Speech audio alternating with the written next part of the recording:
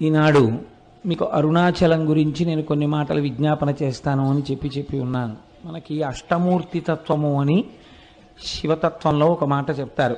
భౌరంభాంశనలో నిలోంబర మహార్నాథో హిమాంసు పుమాన్ ఇత్యాభాతి చరాచరాత్మకమిదం యస్యైవ మూర్త్యష్టకం నాణ్యత్కించన విద్యతే విమృశతాం యస్మాత్ పరస్మాత్ విభో తస్మై శ్రీ గురుమూర్తయే నమయిదం శ్రీ దక్షిణామూర్తయే అని శంకర భగవత్పాదులు దక్షిణామూర్తి స్తోత్రంలో అంతటా ఉన్నటువంటి పరమేశ్వర చైతన్యాన్ని గుర్తించలేనప్పుడు సాకారోపాసన శివుని దేనియందు చూడవచ్చు అన్న దాని గురించి చెప్పారు.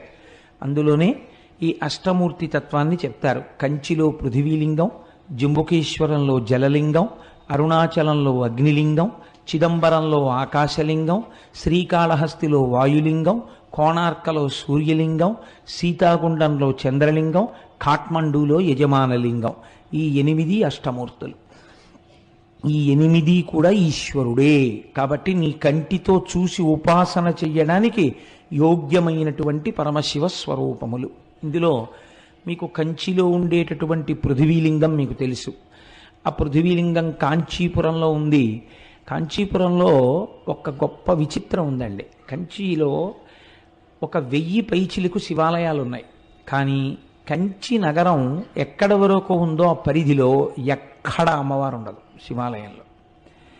అన్ని శివాలయాలకి కలిపి ఒక్కటే శక్తి కేంద్రం కామాక్షి అమ్మవారి దేవాలయం. ఆఖరికి మసీదులకు సంబంధించినటువంటి ఊరేగింపులు కూడా కంచిలో చిత్రం ఏమిటంటే అమ్మవారి గుడికే ప్రదక్షిణం చేస్తాయి. అన్ని దేవాలయాలకు సంబంధించిన ప్రదక్షిణలు అమ్మవారి గుడిని ప్రదక్షిణంగా పెడతాయి. అంత పవిత్రమైనటువంటి క్షేత్రం కంచి. అసలు ఆ మాటకొస్తే దక్షిణ భారతదేశంలో ఉన్న ఏకైక మోక్షపురి కంచి. ఎందుకంటే అయోధ్య, మధుర, మాయా, కాశీ, కాంచి, అవంతిక, పురి, ద్వారవతి చైవ సప్తైతే మోక్షదాయక. అందులో దక్షిణ భారతదేశంలో ఉన్నది కంచి ఒక్కటే. అక్కడ ఉన్నది పృథివీలింగం. అందుకే మల్లె నూనెతో అభిషేకం, అక్కడ నీటితో చెయ్యరు. రెండవది జంబుకేశ్వరంలో జలలింగం. ఆ శివలింగం దగ్గర జంబుకేశ్వరంలో ఎప్పుడూ నీళ్లు ఊరుతుంటాయి. కానీ ఆ నీటిని ఎవరి మీద ప్రోక్షించడం కానీ అది చెయ్యరు. కాబట్టి నీరు శివుడే అని చెప్పడానికి జలలింగమై ఉన్నాడు. మూడవది చిదంబరంలో ఆకాశలింగం. నేను తరచూ దీని గురించి మీకు చెప్తుంటాను. చిదంబరంలో ఉండేటటువంటి స్వామిని సాకారుడిగా చూడాలంటే కనకసభ అంటారు దాన్ని. అక్కడ నటరాజస్వామిగా చూడాలి. ఒకచో ఒక గమ్మత్తైన విషయం చెప్తారు. నటరాజస్వామి వారికి కాళికాదేవికి పోటీ జరిగింది. ఇద్దరిలో ఎవరు ఎక్కువ తాండవము చేయగలరు అంటే, స్త్రీ చేస్తే తాండవము అనరు, లాస్యము అంటారు.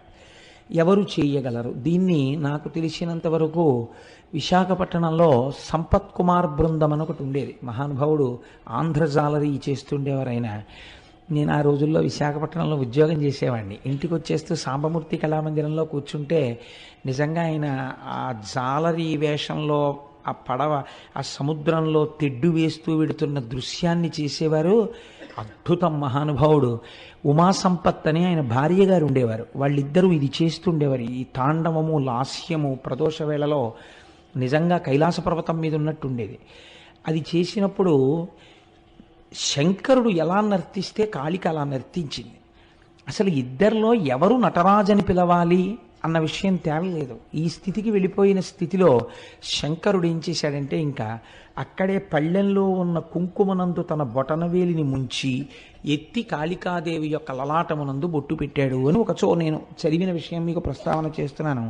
కానీ స్త్రీ పురుషుడి ముందు అంత పైకి కాలెత్తి లలాటమును తాకదు. కనుక సిగ్గుపడి కాళికాదేవి నిలబడిపోయింది.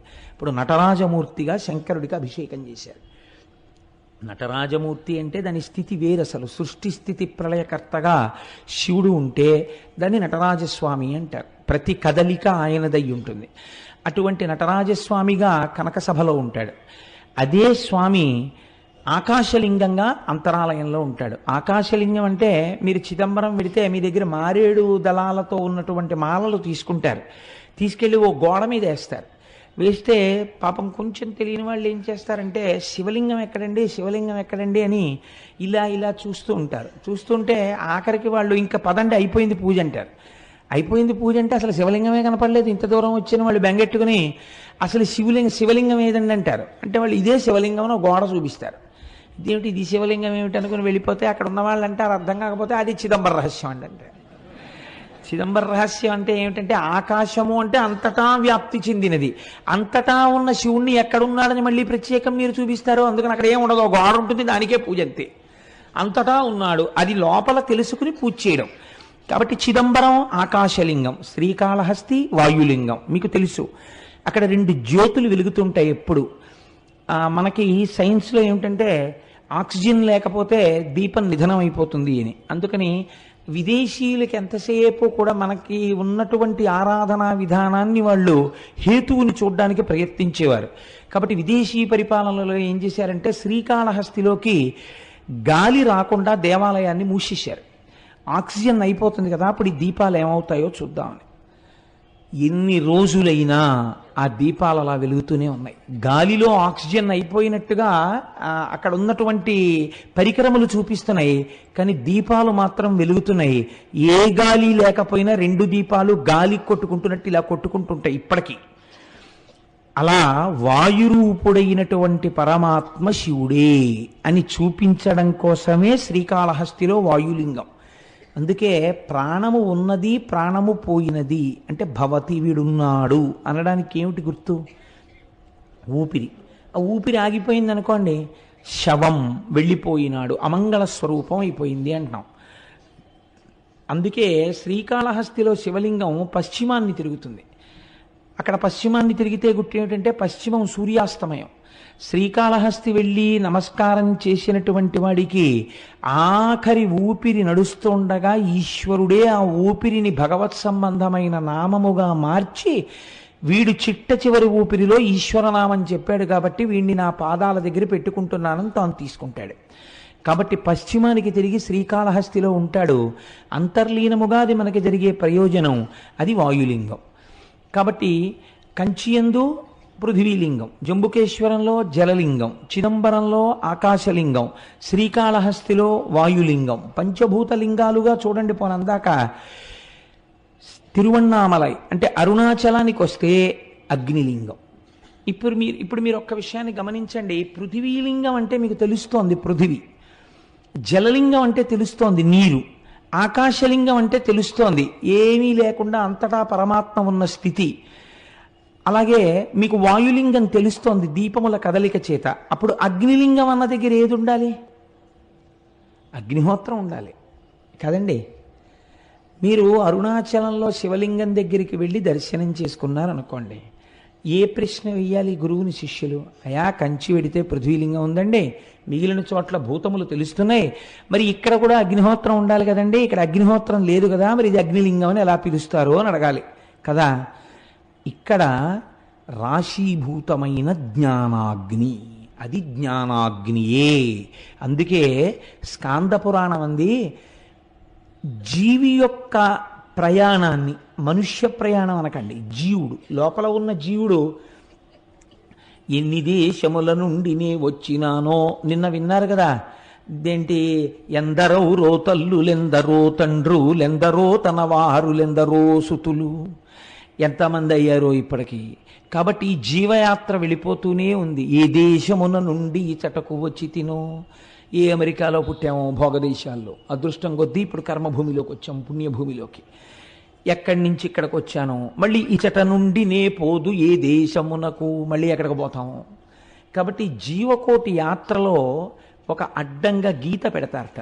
ఏమా గీత అంటే అరుణాచల ప్రవేశమునకు పూర్వము, అరుణాచల ప్రవేశము తదనంతరము. అరుణాచలేశ్వరుడు దర్శనం పెట్టరు, మీరు జాగ్రత్తగా గుర్తుపెట్టుకోండి.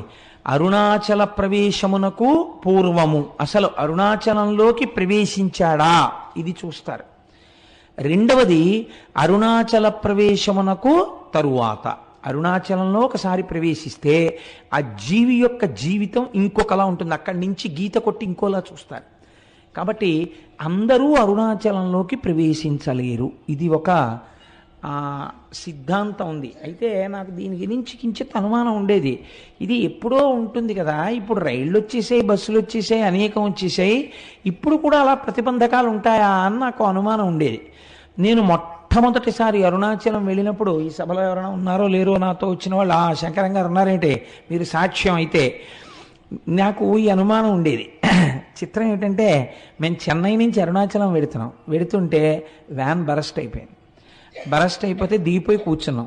వాడు వెళ్ళి టైర్లు తెచ్చి మళ్ళీ టైర్లు మార్చాడు. మళ్ళీ కొంచెం దూరం వెళ్ళింది, మళ్ళీ బరస్ట్ అయిపోయింది. చీకటి పడిపోతోంది, రోడ్డు మీద నిలబడిపోయాం.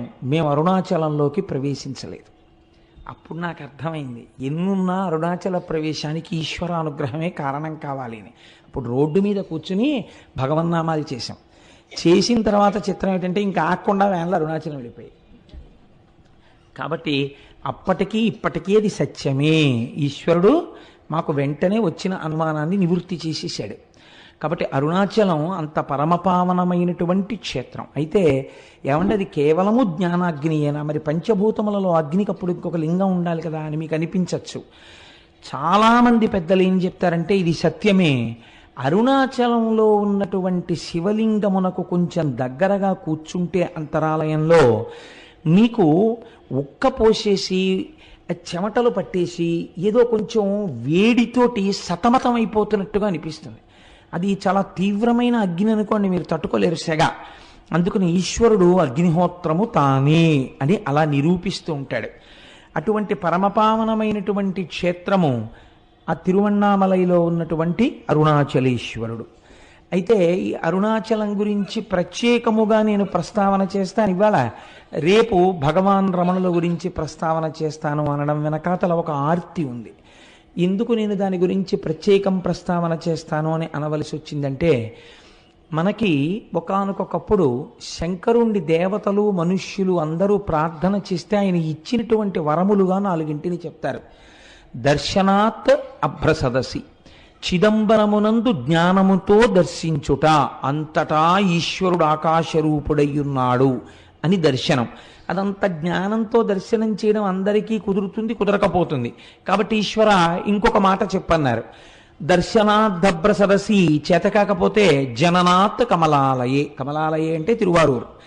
నువ్వు కమలాలయంలో పుడితే నీకు మోక్షం ఇస్తానన్నాడు స్వామి. చాలా బాగుంది కానండి, పుట్టడం మా చేతిలో ఉందా? ఎక్కడ పుడతాము? కాబట్టి అమ్మ కడుపులో ఉన్న నాకు అమ్మ ఎక్కడుందో ఏం తెలుసు, ఎలా పుడతాను? ఇంకొక మాట చెప్పండి అంటే ఆయన అన్నాడు, పోనీ పుట్టడం నీ చేతిలో లేదు, వృద్ధాప్యం వరకు వచ్చేసిన తర్వాత ఇంకా నా జీవనయాత్ర పూర్తయిపోతోందని నీకు తెలిసిపోతూ ఉంటుందిగా, బాధ్యత అయిపోయిందిగా, కాశీ వెళ్ళిపోతే ఏం చేస్తాను?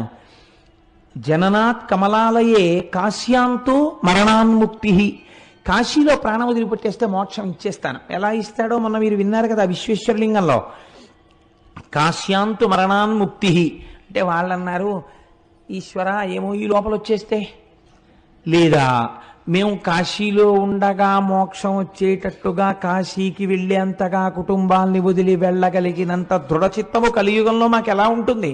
ఈ అనుబంధాలతో వేసారిపోతూ. కాబట్టి అలా వెడతామని నమ్మకం లేదు. ఇంకొక మాట చెప్పండి అంటే స్వామి అన్నారు, ఇంకా ఇంతకన్నా సులభం ఉండదు, ఒక్క మాట చెప్తాను, చెయ్యగలరా? స్మరణాత్ అరుణాచలే, పైకి అనక్కర్లేదు.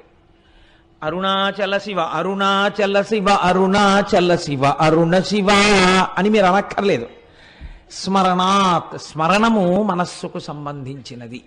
మీరిక్కడ అరుణాచల శివుడు అని ఒకసారి తలుచుకుంటే చాలు, పాపరాశి ధ్వంసం చేస్తాను. పోనీ అలా తలుచుకోగలవా? ఇది కూడా కుదరదన్నారు అనుకోండి, ఇంకా నేను మిమ్మల్ని ఉద్ధరించలేనని ఈశ్వరుడితో అనిపించుకోకూడదు కదా, అందుకని తప్పకుండా అన్నారు. స్మరణాత్ అరుణాచలే, కేవలము స్మరించినంత మాత్రం చేత పాపరాశిని ధ్వంసము చేయగలిగినటువంటి క్షేత్రము అరుణాచల క్షేత్రము. ఇక్కడ ఒక గమ్మత్తు ఉంది. మీకు భారతదేశం మొత్తం మీద ఎక్కడా లేనటువంటి రీతిలో అరుణాచలంలో పరమశివుడు 3గా కనపడుతూ ఉంటాడు అని పురాణం చెప్తుంది. 3గా, ఇందులో అరుణాచలం వెళ్ళిన వాళ్ళు చాలామంది ఉన్నారని నేను అనుకుంటున్నాను. నాకు తెలియడం కోసం, సంతోషించడం కోసం, అరుణాచలం వెళ్ళిన వాళ్ళు ఎంతమంది ఉన్నారో ఒక్కసారి చెయ్యెత్తండి సభలో. ఓ చాలామంది ఉన్నారండి వెళ్ళవలసిన వాళ్ళు. చాలా సంతోషం. ఈ మాట ఎప్పుడైనా ఈశ్వరుడు మనందరినీ కలిపి తీసుకెళ్ళుగాక అని సంకల్పం చేద్దాం. స్మరణాత్ అరుణాచలి. ఆ అరుణాచలం దాని గురించి శాస్త్రం ఒక మాట చెప్తుంది. అరుణాచల క్షేత్రమునందు శివుడు మూడుగా కనపడుతూ ఉంటాడు. అరుణాచలంలో ఒక పెద్ద పర్వతం ఉంది, దాని పేరే అరుణాచలము. అంటే అచలము అని కదండి, అచలం అంటే కొండ. ఒక పెద్ద కొండ ఉంది, దానికి ప్రదక్షిణం చేయాలంటే 14 కిలోమీటర్లు నడవాల్సి ఉంటుంది. ఆ కొండ శివుడే, కొండయే శివుడు అక్కడ. అందుకే మీరు చూస్తే ఒక చిత్రమైన బోర్డులు కనపడుతుంటాయి. Absorbed into the lotus feet of Arunachala అని ఉంటాయి. రమణాశ్రమంలో అక్కడే ప్రాణాలు విడిచిపెట్టేసిన వాళ్ళని సమాధులు చేస్తే అక్కడ బోర్డులు పెడతారు, వీళ్ళ పేరు ఇది, absorbed into the lotus feet of Arunachala అంటారు. అరుణాచల పాదములు అని పిలుస్తారు ఆ కొండ కింద ఉన్నటువంటి భాగాన్ని. ఆ కొండకి ప్రదక్షిణం చేస్తారు. ఈ కొండకి ప్రదక్షిణం చేస్తే అక్కడ మీరు నమ్మండి నమ్మపోండి, నాకు పరమ విశ్వాసముతో కూడుకున్న విషయం, ఎన్ని కోట్ల జన్మల పాపములో అక్కడ దగ్ధమవుతాయని. భగవాన్ రమణుల్ని ఎవరైనా చూడ్డానికి వెడితే అరుణాచలంలో ఆయన మొదట ఒక ప్రశ్న వేసేవారు, గిరి ప్రదక్షిణం చేశారా అని అడిగేవారు. వాళ్ళు మళ్ళీ ఓ గంట పోయాక కనపడేవారు, భగవాన్ మీరు చెప్పినట్టుగా గిరి ప్రదక్షిణానికి వెళ్ళొచ్చాం అనేవారు. ఎలా వెళ్ళారు అంటే ఆటోలో వెళ్ళామండి అనేవారు. ఏదో వయస్సు అయిపోతే వాళ్ళని నేను తప్పు పట్టట్లేదు, అయితే ప్రదక్షిణ పుణ్యం ఆటోదా మీదా అని అడుగుతుండేవారు ఆయన. కాబట్టి ఆ గిరి ప్రదక్షిణం అనేటటువంటిది మనం ప్రయత్నపూర్వకంగా చెయ్యాలి. అక్కడ చిత్రం ఏమిటంటే, మీరు ప్రదక్షిణం ప్రారంభం చెయ్యగానే సాధారణంగా రమణాశ్రమం దగ్గర నమస్కారం చేసి కొంచెం 4 అడుగులు వెయ్యగానే ఒక వినాయకుడి గుడి ఉంటుంది, అక్కడ నమస్కారం చేసి అరుణాచలానికి ప్రదక్షిణానికి బయలుదేరుతారు. బయలుదేరినప్పుడు మొట్టమొదట దక్షిణ దిక్కున కనపడేటటువంటి లింగం యమలింగం. దక్షిణ దిక్కున మరి యమధర్మరాజు కదండి, అందుకని యమప్రసాదాత్ ఆయుర్వర్ధనమశ్నుతే అని చెప్తాం మనం ఆశీర్వచనంలో. దక్షిణ దిక్కున ఉన్నటువంటి యమధర్మరాజు గారి యొక్క అనుగ్రహము చేత నీకు ఆయువు వృద్ధి ఎగుగాక. మీరు ఒక్కటి గుర్తుపెట్టుకోండి, అరుణాచలానికి అరుణ పర్వతానికి మీరు ఎన్ని మాటలు ప్రదక్షిణం చేసినా ఒక్క పర్వతానికి ప్రదక్షిణము చేయరాదు. అరుణాచలం పర్వతం చుట్టూ ఉన్న అన్ని ఆలయములను దర్శనము చేస్తూనే ప్రదక్షిణం చెయ్యాలి, తప్ప వాటిని విడిచిపెట్టి ప్రదక్షిణం చెయ్యకూడదు. అలా ఎందుకు చెయ్యకూడదో నేను ఈ మధ్య ఉపన్యాసంలో ఒక రోజున చెప్పాను, చర్విత చరణంగా మళ్ళీ చెప్పవలసిన అవసరం లేదు. అయితే ఈ దక్షిణ దిక్కున ఉన్నటువంటి యమలింగానికి అరుణాచలంలో ఒక ప్రత్యేకత ఉన్నది అంటారు. ఏమా ప్రత్యేకత అంటే, ఎముకలు విరిగిపోయినటువంటి వాళ్ళు, ఎముకలు అరిగి బాధపడుతున్న వాళ్ళు అరుణాచలంలో యమలింగ దర్శనం చేస్తే ఆ ఎముకలు చాలా తొందరగా అంటుకుంటాయి. చాలామందికి అలా జరిగాయి సంఘటనలు. మీరు దానికి సంబంధించినటువంటి విషయాల్ని పరిశీలన చేస్తే ఎన్ని సంఘటనలు, ఎన్ని సందర్భాలు ఉంటాయో ఎన్నని పురాణ ప్రవచనంలో తీసుకురాగలం. ఎంతమందికో అలా అంటుకున్న ఎముకలు. కాబట్టి యమలింగమునకు అటువంటి శక్తి ఉన్నది. అరుణాచలంలో మీరు ప్రదక్షిణం చేస్తున్నప్పుడు నైరుతి దిక్కుకి వెళ్ళేటప్పటికి నైరుతి లింగము అని ఒక లింగం ఉంటుంది. ఆ నైరుతి లింగము మీరు వెళ్ళినప్పుడు కొంచెం జాగ్రత్తగా చూడండి, అది రోడ్డు మీదకి కనపడదు, కాస్త లోపలకు ఉంటుంది. మీరు 4 అడుగులు వేసి లోపలికి వెళ్ళాలి. వెడితే ఆ నైరుతి లింగం గురించి పెద్దలు ఏం చెప్తారంటే, మనస్సు చాలా తొందరగా నిలకడని పొందగలిగినటువంటి పరమశక్తివంతమైన ప్రదేశము నైరుతి లింగము అని చెప్తారు. నైరుతి లింగం దగ్గర కూర్చుని కాసేపు ధ్యానం చేసుకోవడమో, నైరుతి లింగం దగ్గర కూర్చుని ఒక శ్లోకమో, ఒక పద్యమో, ఒక శివ సందర్భమో చెప్పుకోవాలి. నేను ఎప్పుడు అరుణాచలం వెళ్ళినా నాతో పాటు ఎవరో భక్తులు ఏదో పాపం వీడితో వెడితే ఏదో చెప్తాడని ఆశ, నాకేం తెలుసు కనుక వస్తూ ఉంటారు. వస్తే తప్పకుండా నైరుతి లింగం దగ్గర కూర్చుని ఏదో ఒకటి చెప్పి బయలుదేరుతుంటాం. మొన్న వెళ్ళినప్పుడు కూడా మేము అలాగే చేసాం ప్రదక్షిణ. కాబట్టి ఆ నైరుతి లింగం దగ్గరే కావ్యకంఠ గణపతి ముని తపస్సు చేశారు. తపస్సు చేసినప్పుడు ఒక ఆశ్చర్యకరమైన సంఘటన జరిగింది. వారు తపస్సుకు కూర్చునే ముందు వారు ఒక నిర్ణయం తీసుకుని నైరుతి లింగానికి చెప్పారు, ఈశ్వర, నా తపస్సు సిద్ధించే వరకు నేను ఈ ప్రదేశమును విడిచిపెట్టి వెళ్ళను అని. ఒక చిన్న గదిలా ఉంటుంది ఆ లింగానికి ముందు, అందులో ఒక గుడ్డల మూట ఒకటి ఉండేది. ఆయన ఆ గదిలో కూర్చుని రాత్రి 11:30-12 వరకు తపస్సు చేసేవారు. చేసి ఒక్క గ్లాసుడు పాలు అక్కడ ఎవరైనా పెడితే ఆ పాలు తాగి పడుకునేవారు అక్కడే. మళ్ళీ తెల్లవారకట్ట లేచి ఆ బాహ్యాంతర శౌచములు సిద్ధింప చేసుకుని మళ్ళీ తపస్సు కూర్చునేవారు. కావ్యకంఠులు అలా తపస్సు చేస్తుండగా ఒక ఆశ్చర్యకరమైన సంఘటన జరిగింది. అరుణాచలేశ్వరుడి యొక్క రథం అరుణగిరికి ప్రదక్షిణంగా వెడుతోంది, దేవాలయానికి ప్రదక్షిణంగా వెడుతున్నప్పుడు ఒక అన్న సంతర్పణ చేసేటటువంటి ఒక సత్రవుకి ఒక వేద పాఠశాలకి మధ్యలో పరమ నునుపైన నేల మీద ఆ రథం ఆగిపోయింది. అలా 9 రోజులు వెళ్ళాలి ఆ రథం. అది 6వ రోజున ఆగిపోయింది. ఆగిపోతే రాత్రి 12 గంటల వరకు తోశారు. తిరువణ్ణామలైలో ఉన్న జనాభా అందరూ పట్టుకులాగారు రథాన్ని. అంగుళం కూడా రథం కదలలేదు. ఏం చెయ్యాలో అర్థం కాలేదు. లాగి అర్చకులు కూడా విసిగిపోయి ఎన్ని క్షమార్పణలు చెప్పాలో అన్ని చెప్పారు. కదల్లా రథం మీద మూర్తులను అలాగే వదిలిపెట్టేసి ఒక 10 మందిని కాపలా పెట్టి రేపటి రోజు ఉదయం వచ్చి మళ్ళీ రథం లాగుతాం స్వామి, మమ్మల్ని మన్నించు అని చెప్పి ఎవరిళ్ళక వాళ్ళు వెళ్ళిపోయారు అర్చకులు కూడా. ఇది యథార్థముగా కావ్యకంఠ గణపతి ముని అంటే ఈ మధ్య వారి జీవితంలో జరిగిన సంఘటన. రాత్రి 12 గంటలకి కావ్యకంఠ గణపతి ముని పడుకున్నారు. పడుకుంటే అరుణాచలేశ్వరుడికి అర్చకత్వం చేసే ప్రధాన అర్చకుడు ఆయనకి స్వప్నంలో దర్శనమిచ్చాడు. ఇచ్చి ఈశ్వరాజ్ఞ చేత రథం ఆగిపోయింది, ఈశ్వరుడు ఏం కోరుకుంటున్నాడంటే మీ యొక్క తపస్సుని లోకమునకు తెలియచెయ్యాలనుకుంటున్నాడు, మీ వాక్కు యొక్క ప్రామాణ్యము తెలియచెయ్యాలనుకుంటున్నాడు. అది అసలు రహస్యం. కనుక మీరు వచ్చి చెయ్యేస్తే తప్ప అరుణాచలేశ్వరుడి రథము నడవదు. కాబట్టి ఉత్తర క్షణం మీరు గుడి విడిచిపెట్టి రండి అని వినపడింది. వినపడితే ఆయన గభాలను లేచి ఇది స్వప్నంలా అనిపించట్లేదు, యథార్థంగా జరిగినట్టుందని చూస్తే చిమ్మ చీకటి. ఏం చెయ్యాలి అని ఆలోచించి ఇది నిజమేనా అని ఆయన ఆలోచిస్తున్నారు. 2 చెవులలోకి మాటలు వినపడ్డాయి, ఇది యథార్థము, నువ్వు వెంటనే బయలుదేరి రథం దగ్గరికి వెళ్ళు అని.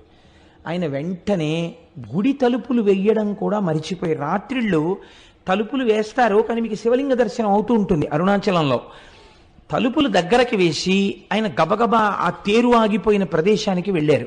వెడితే రథం అక్కడ నిలబడిపోయింది, చుట్టూ 10 మంది ఉన్నారు. వెంటనే ఈయన స్వామికి సాష్టాంగ నమస్కారం చేసి, ఈశ్వరా మీరు నన్ను అనుగ్రహించారు, కానీ ఇప్పుడు 10 మంది కాపలాదారులు మాత్రమే ఉన్నారు. ఇప్పుడు ఒకవేళ రథం కదిలినా ఆలయం లోపలికి వెళ్ళడం కష్టం. రేపు తెల్లవారుజామున నేను వచ్చి రథాన్ని మీద చెయ్యి వేస్తాను, కదిపేది మీరే, నా శక్తి కాదు, నన్ను అనుగ్రహిస్తారు అని చెప్పి మళ్ళీ వెళ్ళిపోయారు గుడికి. పడుకున్నారు. రోజు తెల్లవారకట్ట 4ంటికి తెలివచ్చేది. ఆయనకు ఆ రోజున మరునాడు ఉదయం 9 గంటలకి తెలివచ్చింది. అప్పటికి తెల్లవారకట్ట వచ్చేసి అక్కడ ఉన్న వాళ్ళందరూ ఈ రథాన్ని లాగేటటువంటి ప్రయత్నం చేస్తున్నారు, కదలటం లేదు. 12 అయ్యేటప్పటికి ఎట్టి పరిస్థితులలోనూ గుడి లోపలికి వెళ్ళిపోయి మహానైవేద్యమై మళ్ళీ మరునాటి పరిక్రమణం మొదలైపోవాలి. అలా వెళ్ళకపోతే భారీ ఎత్తున ప్రాయశ్చిత్తాలు చెయ్యాలి. ఆలయంలో ఉన్నటువంటి అధికారుల నుంచి అర్చకుల వరకు గడగడ వణికిపోతున్నారు. ఇలా వణికిపోతున్న సమయంలో గబగబా సంధ్యావందనాదులు పూర్తి చేసుకుని కావ్యకంఠ గణపతి ముని తనకున్న బట్టల మూట ఒకటి పట్టుకుని వెళ్ళి వేద పాఠశాలలో దాన్ని అప్పజెప్పి ఆ రథం దగ్గరికి వెళ్ళి, అయ్యా నాకు చోటివ్వండి, ఈశ్వరుడు పిలిస్తే వచ్చాను అనేటప్పటికి అందరూ ఆయనకి చోటు ఇచ్చారు. ఆయన 2 మోకుల మధ్యలోకి వెళ్ళి సాష్టాంగ నమస్కారం చేసి, అరుణాచలేశ్వర నువ్వు పిలిస్తే నేను వచ్చాను, నువ్వు చెప్పిన మాట నిలబెట్టు అని కుడి చెయ్యి వేసి, ఇలా ఉంటారు కావ్యకంఠ గణపతి ముని, కుడి చెయ్యి వేసి ఇలా అన్నారు. అంతే. చాలా మంది కలిపి తేలిక వాహనాన్ని లాగేస్తే ఒక్కసారి ఎలా దూకుతుందో, అలవాట్లేనివాడు ఫస్ట్ గేర్ వేసేసి యాక్సిలేటర్ వదిలేస్తే బండి ఎలా దూకుతుందో అలా ఒక దూకింది అరుణాచలం రథం. దూకి గుళ్ళోకి వెళ్ళిపోయింది. వెంటనే ఎవరు రాయి బక్కబాపడు, ఎవరింతటి మహాత్ముడు, ఈయన్ని ఎలాగైనా పట్టుకోవాలనుకుని చూశారు. చిత్రం ఏమిటంటే మహాత్ములైనటువంటి వారు గుర్తింపుల కోసం వెంపర్లాడరు. వాళ్ళు చూసేటప్పటికే సందులు గొంతుల్లో పడైన వెళ్ళిపోయారు. ఎవ్వరికీ కనపడలేదు. అరుణాచలేశ్వరుడు కావ్యకంఠ గణపతి ముని యొక్క తపస్సుకి తొందరగా పలికినటువంటి ప్రదేశం నైరుతిలింగ స్థానం. కాబట్టి ఆ నైరుతిలింగం దగ్గరికి వెళ్ళినప్పుడు మనం ప్రత్యేకించి అరుణాచలేశ్వర నీ అనుగ్రహాన్ని మా యందు ప్రసరించు అని మనం చక్కగా అక్కడ నమస్కారం చేసుకోవాలి. అరుణగిరికి తప్పకుండా ప్రదక్షిణం చెయ్యండి అని అనడం వెనకాతల ఒక కారణం ఉంది. మీరు వెళ్ళేటప్పుడు అన్ని దిక్కుల యందు మీకు ఆ ఆలయాలు కనపడతాయి. చంద్రలింగం, సూర్యలింగం, ఉత్తరాన కుబేరలింగం, ఈశాన్యంలో లింగం, ఆగ్నేయంలో లింగం, అన్ని శివాలయాలు ఉంటాయి. ఉత్తరలింగాన్ని కుబేరలింగం అని పిలుస్తారు. ఉత్తరలింగం దగ్గరికి వెళ్ళి మీరు ప్రార్థన చేశారనుకోండి, ఐశ్వర్య సంపత్తి కలుగుతుంది. మీరు చూడండి, సాధారణంగా మనకి ఆశీర్వచనం చేస్తారు. మీరు ఏదైనా ఒక పెద్ద పూజ కానీ, ఇష్టి కానీ, వ్రతం కానీ పూర్తి చేశారనుకోండి, ఆశీర్వచనం చేసేటప్పుడు ఒక మాట చెప్తారు. ఏదో నైరుతి దిగ్భాగే వరుణో దేవత వరుణ ప్రసాదాత్ పుత్రపౌత్రాభివర్ధనమశ్నుతే. ఆ నైరుతి దిక్కున ఉన్నటువంటి ఏదో పశ్చిమ దిగ్భాగే, పశ్చిమ దిక్కున ఉన్నవాడు వరుణుడు. ఆ వరుణుని యొక్క అనుగ్రహము చేత ఈయనకి పుత్రపౌత్రాభివృద్ధి కలుగుగాక అని. అలాగే మనకి మహన్యాసం చేసేటప్పుడు మనం ఇలా వెనక్కి తిరిగో నమస్కారం, ఇలా ఓ నమస్కారం, ఇలా ఓ నమస్కారం, ఇలా ఓ నమస్కారం. అర్చక స్వామి చేస్తుంటారు, ఆయన్ని చూస్తూ ఆయన ఎడి తిరుగుతున్నాడో అలా మనం ఇలా ఇలా ఇలా తిరుగుతూ ఉంటాం తప్ప మంత్రంతో సమన్వయం మనకి జరగదు లోపల. ఎందుకంటే మనకి సరిగ్గా అర్థం కాదు, అలా అర్థమయ్యేటట్టు చెప్పేవాళ్ళు లేరు. కాబట్టి ఏమైపోతుందంటే ఉట్టినే పాపం అలా అలా తిరుగుతుంటాడు కదా, ఆయన భక్తి అయింది. కానీ మీకు తెలియకుండానే మీరు అరుణగిరికి ప్రదక్షిణం చేసేటప్పుడు అన్ని దిక్కుల నుండి మీరు ఏం కోరుకుంటున్నారో అవి ఇయ్యగలిగినటువంటి దిక్పాలకులకు శాసకుడై ఉన్నటువంటి పరమశివుని యొక్క దర్శనం మీకు అన్ని దిక్కులా కలుగుతుంది. కలగడం వల్ల ఇహమునందు మీకు సమస్త సమృద్ధి కటాక్షింపబడుతుంది. కాబట్టి అరుణాచల లింగానికి, అరుణాచలేశ్వరుడికి, ఆ కొండకి ప్రదక్షిణం చెయ్యడంలో అంత విశేషమైన ప్రాముఖ్యం. కొన్ని చెప్పకపోతే నాకు కడుపుబ్బ తీరదు, అదొక విర్రి నాకు. కాబట్టి చెప్తాను, ఇది కూడా చెప్పాలా అని అనుకోకండి. మనం పశ్చిమ దిక్కుకు వెళ్ళినప్పుడు ఆది అన్నామలై అని ఒక క్షేత్రం ఉంటుంది, ఒక దేవాలయం, శివాలయం ఉంది. ఆ ఆది అన్నామలై క్షేత్రం దేవాలయం దగ్గరికి వెళ్ళేటప్పటికే ఈసారి మేము కనుమ పండుగ నాడు వెళ్ళాం. చక్క పెద్ద పెద్ద ముగ్గులేసి గొబ్బిళ్ళు పెట్టి గుమ్మిడి పూలు పెట్టారు. పెడితే మా వాళ్ళు వచ్చిన భక్తుల్లో కొంతమందికి మంచి మంచి పాటలు వచ్చు, గొబ్బిళ్ళ పాటలు. ఆ గొబ్బిళ్ళ పాటలు పాడుతుంటే మాతో వచ్చిన వాళ్ళందరూ ఆ గొబ్బిళ్ళకి చక్కగా నాట్యం చేస్తూ కన్నెపిల్లలకి మంచి భర్తలు రావాలని ప్రదక్షిణాలు చేయించి పాటలు పాడించి ఎంత ముచ్చట్లాడామో, ఎంత సంతోషం పడ్డామో శివుడి సన్నిధానంలో పండగ చేసుకుంటూ. అసలు కనుమ అంటే మీరు అరుణాచలంలో చూడాలి. పశువుకి పూజ కదండి. పశు రూపంలో నిలబడిన వాడెవరు? నందీశ్వరుడు. మీరు చూసి తీరాలి. మొన్న కనుమ పండుగ నాడు నాతో వచ్చిన వాళ్ళందరూ ఇక్కడే ఉన్నారు. వీళ్ళందరూ అయితే ఎంత పొంగిపోయారంటే, కోటేశ్వరరావు ఎలాగో శివమహాపురాణం జరుగుతోంది కదా, మా అచ్చయ్య శాస్త్రి గారు అయితే ఎంత ముచ్చట పడిపోయారంటే, కోటేశ్వరరావు నేను పెద్ద నందించి ఏం చేస్తాను, కనుమ నాడు మన అందరం ఇక్కడ చేసినట్టే అలంకారం చేద్దామా అండి అని అడిగారు. మీకు చిత్రం తెలుసా? అరిసెల దండల దగ్గర నుంచి, కజ్జికాయల దండల దగ్గర నుంచి, 5 స్టార్ చాక్లెట్ల దగ్గర నుంచి, కాయగూరల దగ్గర నుంచి, ఏమ్మా పాప్కారం దండల దగ్గర నుంచి నందీశ్వరుడికి అలంకారం చేసేస్తారు. చక్కగా శీకాకాయ రసంతో ఆయనకి అభిషేకం చేసి రుద్రంతో కడిగి తెల్లవారకట నుంచి ఉంటే అవి కూడా చూడొచ్చు. చక్కగా స్వామికి అభిషేకం చేసి తైలమర్దనం చేసి అలంకారం చేస్తారు. చూసి తీరాలి. ఏమో ఈశ్వరుడు అనుగ్రహిస్తే సర్వసమర్థులైన వాళ్ళు గోపాలకృష్ణ గారు, దొరగారు, ఇలాంటి వాళ్ళు అందరూ ఉన్నారు. కాబట్టి ఇక్కడ నానాజీ గారును నందికేశ్వర చరిత్ర చెప్పినప్పుడు నందీశ్వరుణ్ణి అలా అలంకరించే ప్రయత్నం చేద్దాం ఒకసారి. ఇక్కడ మేము ఒక్కళ్ళమే అనుభవించడమే, మీరు కూడా అలా నందీశ్వరుణ్ణి ఎలా అలంకారం చేస్తారో చూద్దురు. కానీ అక్కడ చూడగానే ఆ రోజున నాతో పాటు ఉన్న వాళ్ళందరూ రిజర్వ్ చేసేసుకున్నారు. జంతికల దండలు మావంటే, చెకోడీల దండలు మావంటే, కజ్జికాయల దండలు మావంటే వాళ్ళు చూశారు. కాబట్టి వాళ్ళు అవన్నీ రిజర్వ్ చేసుకున్నారు కూడా. కాబట్టి అన్నమాట ఉత్తినేందుకు పోవాలి, వాళ్ళు అలంకారం కూడా చేస్తారు. నందికేశ్వర చరిత్ర చెప్పిన రోజున వీలైతే బసవయ్యని మనం ఇక్కడ అలా అలంకారం చేసి ప్రదక్షిణం చేసి నమస్కరిద్దాం. కనుక ఏమిటో ఎటు నుంచి ఎటుపోతుందో ప్రసంగం. నైరుతి దిక్కున ఉన్నటువంటి ఆ స్వామి యొక్క దర్శనము కావ్యకంఠ గణపతి మునికంతటి కటాక్షాన్ని అనుగ్రహించింది. ఆ అరుణాచలేశ్వరుడికి చేసినటువంటి ప్రదక్షిణం మనకి ఇహమునందే కాదు పరమనందు సుఖాన్ని మోక్షమును కూడా ఇవ్వగలదు. ఎందుకు ప్రదక్షిణం చెయ్యాలి? కేవలం కాళ్ళతో నడిస్తే పాపం పోతుందా? అలా ఎలా పోతుందని అడిగేవారు. అడిగితే భగవాన్ రమణులు ఒక మాట చెప్తుండేవారు. వారు చెప్పినది సాధికారికం కదా. ప్రదక్షిణం అనగా అనగా సమస్త పాపరాశిని ధ్వంసము చేయుట. నేను అరుణగిరికి ప్రదక్షిణానికి బయలుదేరుతున్నాను అని మీరు అన్నారనుకోండి, అని స్నానం చేసి ప్రదక్షిణ ప్రారంభం చేస్తూ నమస్కారం చేసుకుంటున్నప్పుడు ఏమంటారు? ఈశ్వర, ఈ ప్రదక్షిణం ఏ విఘ్నం లేకుండా నా ఒంటి యందు శక్తి నిలబడి నేను చక్కగా చేసుకునేటట్టు అనుగ్రహించు అని మీరు మొదటి అడుగు తీసి ఇలా వెయ్యగానేట అంత పెద్ద స్థూల రూపుడైన పరమశివుడికి ప్రదక్షిణానికి మీరు ప్రయత్నపూర్వకంగా ఒక అడుగు పెట్టారు కనుక అడుగు ఇలా తీసి వెయ్యగానే పాపరాశిని ధ్వంసం చేసేస్తాట. పాపరాశిని ధ్వంసం చేసి ఈ అడుగు ఇలా వేసినప్పుడు వెనక అడుగు స్థిరంగా ఉంటుంది కదండి. మళ్ళీ రెండో కాలు ఇలా పైకి లేవగానే ఎవరు శివుడిని నమ్మి మొదలు పెట్టారో వాళ్ళు ఏది జీవితంలో జరగాలని కోరుకుంటున్నారో దాన్ని ఇచ్చేస్తాట. కాబట్టి పాపరాశి ధ్వంసమగుట, కోర్కె తీరుట. క్షి అంటే మీరు ఈ జన్మలో అనుభవించవలసినటువంటి కష్టములకు సంబంధించినటువంటి పాపములు ధ్వంసం చేయడం అనేటటువంటిది కుదరదు. ఎందుకంటే మీకు ఇక్కడ ఈ జన్మకి అనుభవించవలసినటువంటి పాపం ప్రారబ్ధం అంటారు. దాన్ని విడిచిపెట్టేసినటువంటి బాణంతో సమానం.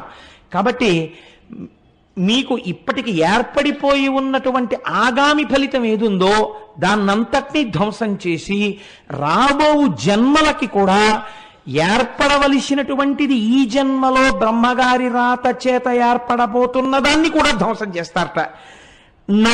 అంటే ఇంకా అలా చేయడం వల్ల అరుణగిరికి ప్రదక్షిణం చేసినటువంటి వాడికి పాపము పుణ్యము ఉండదు కనుక వాడు మోక్షమునకు అధికారి అగుచున్నాడు.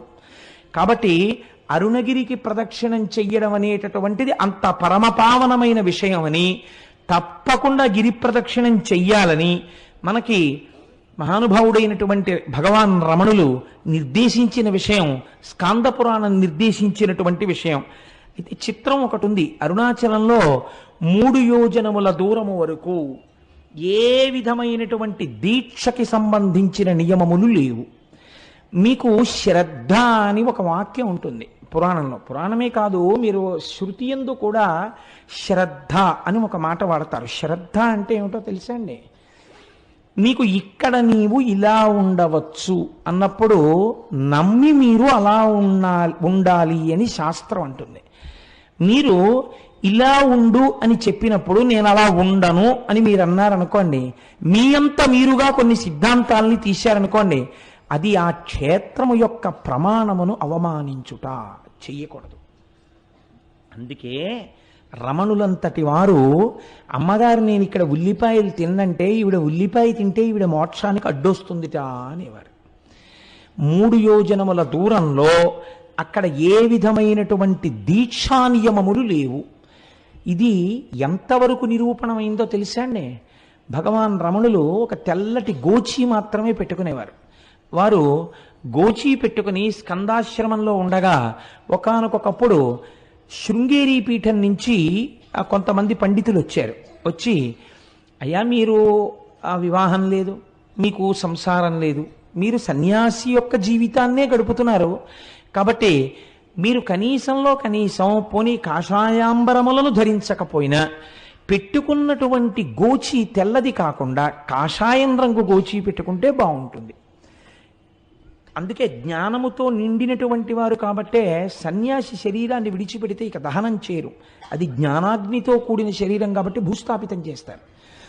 కాబట్టి ఇప్పుడు మీరు కాషాయముతో ఉన్న గోచి పెట్టుకోండి అని అడిగారు. అడిగితే భగవాన్ నవ్వి అన్నారు, అలా కాదు, ఈ అరుణాచలం కొండకి 3 యోజనముల వరకు ఏ దీక్షకు సంబంధించిన నియమము లేదు, కాబట్టి తెల్లటి గోచి పెట్టుకున్నా దోషం లేదు అన్నారు. అంటే వాళ్ళన్నారు, మీరు అలా కాదు, కొంచెం ఆలోచించండి, మీరు నడుపుతున్న జీవితానికి తెల్లటి గోచి పెట్టుకోవడం అంత బాగులేదు, కాషాయం గోచి పెట్టుకుంటే బాగుంటుంది అని వారు భోజనానికి కిందకి దిగి వెళ్ళిపోయారు. ఎక్కడ నుంచి వచ్చాడో ఒక పరమ వృద్ధుడు ఒక ఆయన ఒక పుస్తకాల మూట మోసుకొచ్చాడు, రమణుల దగ్గర పెట్టాడు. నేను ఇప్పుడే స్నానం చేసి వస్తాను, ఈ పుస్తకాల మూట చూస్తుండు అని చెప్పి వెళ్ళిపోయాడు. శృంగగిరి నుంచి వచ్చినటువంటి పండితులు కిందకి వెళ్ళి స్నానం చేసి భోజనం చేసి మళ్ళీ కొండ మీదకి వచ్చారు రమణుల దగ్గరికి. వచ్చేటప్పటికి పుస్తకాల మూట అక్కడుంది, పైనున్న పుస్తకం ఎగురుతోంది. ఎగురుతున్న పేజీ దగ్గర ఏమిటి పుస్తకాలు అని వాళ్ళు ఇలా పేజీ మీద చెయ్యి వేసి చూశారు. చూస్తే దాని అనువాద పద్యాన్ని మీకు నేను వినిపిస్తున్నాను. అందులో ఉంది, యోజునంబులు 3 నిచట వాసమొనరించు వారగు వరనరులకు ఉండకుందను దీక్షాదులొకటి అయిన ఆశరహితమత్సాయుజ్య ప్రాప్తి సిద్ధ ఈశుడగు నాయాజ్ఞచే నెలమిమీరా. ఇది ఈశ్వరాజ్ఞ, ఇక్కడ దీక్షా నియమములు ఏమీ లేవు.